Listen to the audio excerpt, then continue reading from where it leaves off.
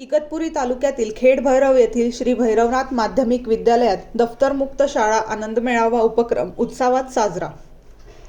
इगतपुरी प्रतिनिधी नाशिक डॉक्टर अशोक पगारे उपसंपादक नाशिक।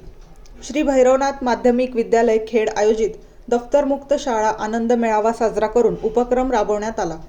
या कार्यक्रमात सहभागी मुलांना दैनंदिन जीवनात व्यवहार कसा करावा व चलन व देवाणघेवाण कशी करावी हे समजावून व पटवून दिले।